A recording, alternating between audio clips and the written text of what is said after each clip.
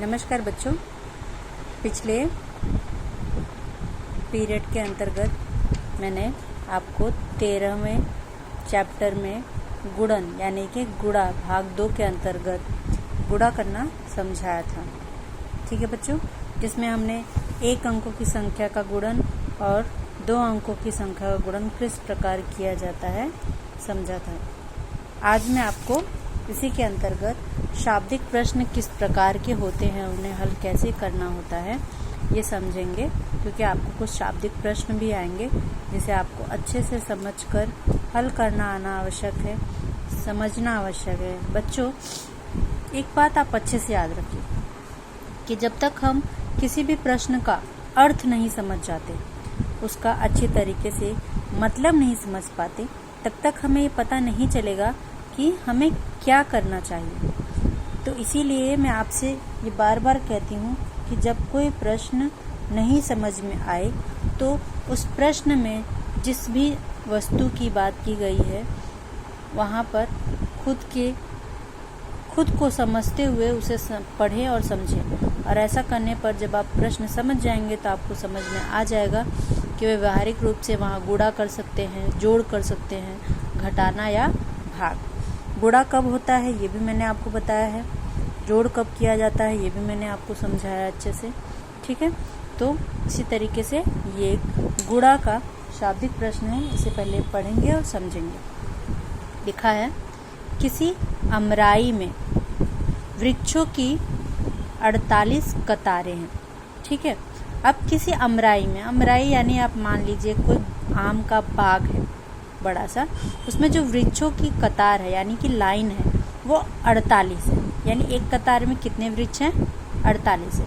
जैसे आप कतार में खड़े होते हैं ना, 1 2 3 4 5, एक के पीछे एक, उसी तरीके से वृक्षों की कतार है जो एक कतार के अंतर्गत 48 वृक्ष आपको दिखते हैं। यदि प्रत्येक कतार में 30 वृक्ष हों तो उस अमराई में कुल कितने वृक्ष हैं? अब देखिए, वृक्ष की कतारों की संख्या 48 दी हुई है। ठीक है, तो यहाँ पर वृक्ष की कतारें यानी कि इतनी कतारें हैं, 1 2 3 4, इस तरह से अगर कतारें गिनेंगे तो 48 कतार हैं। और प्रत्येक का अर्थ होता है हर एक कतार में, हर एक लाइन में कितने वृक्ष हैं? 30 वृक्ष हैं। तो बताइए कि कुल कितने हैं? अब एक कतार में 30 है, दूसरे कतार में 30 है, हो गए 60, फिर तीसरे कतार में 30, फिर हो गए 90। इस तरह से अगर आप गिनते जाएंगे तो टोटल आपको 48 कतारें गिननी पड़ेंगी। इसीलिए जोड़ की अगर प्रक्रिया को हम लेके चलेंगे तो ये बहुत ही लंबा होगा और काफ़ी समय जाएगा।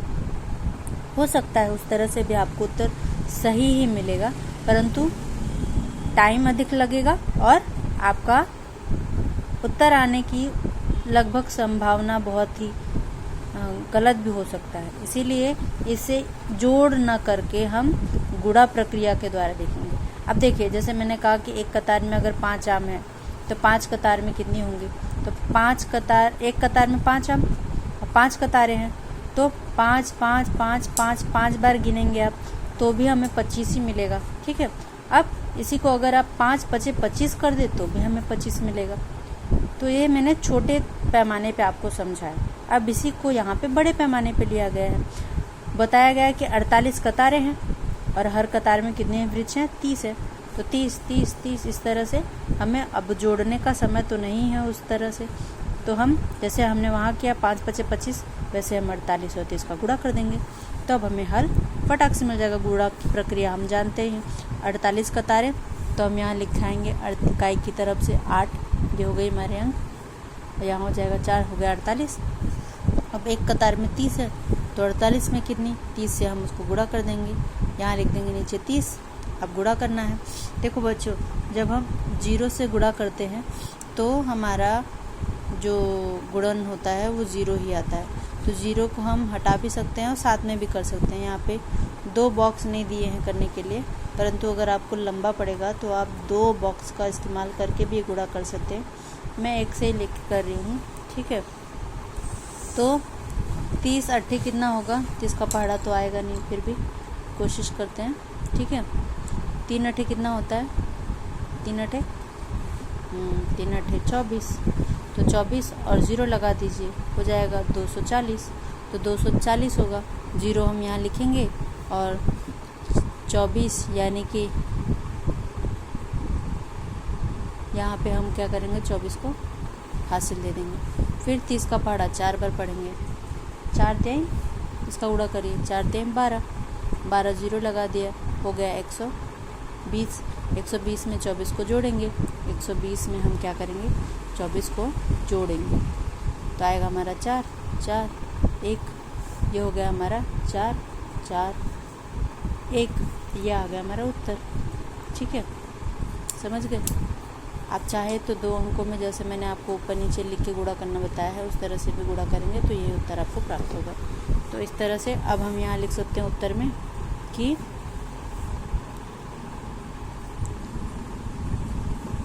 उस अमराई में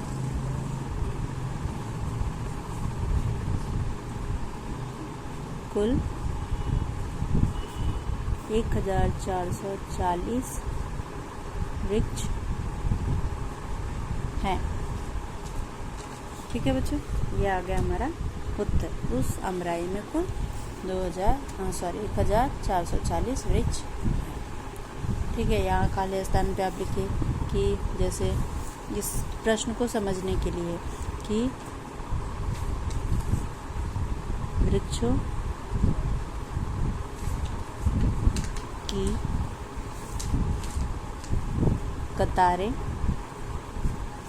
कितनी है, 48। प्रत्येक कतार में कितना, प्रत्येक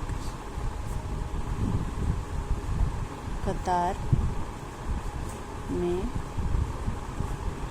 कुल वृक्ष कितने हैं, 30 हैं। तो ये हो गया 48 गुणे 30 बराबर 144।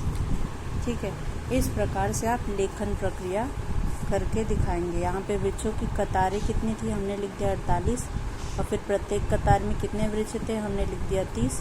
तो इस प्रकार इन दोनों का गुणन होगा, जो उत्तर मिलेगा यहाँ आएगा, और उत्तर के रूप में हम लिखेंगे उस अमराई में कुल कितने वृक्ष थे। तो इस प्रकार मैंने पहला प्रश्न किया, उसी प्रकार से आप दूसरे तीसरे इस तरह के जितने भी प्रश्न आएंगे उसे आप हल करेंगे। चलिए एक और प्रश्न करके देख लेते हैं। दूसरा, एक पुस्तक का मूल्य 75 रुपये, तो ऐसी 25 पुस्तकों का मूल्य कितना होगा। एक पुस्तक का मूल्य हमें दिया है 75 रुपये, तो ऐसी ही 25 पुस्तकों का मूल्य कितना होगा। सेम वही चीज़ यहाँ लिख दीजिए, जैसे मैंने यहाँ लेखन किया कि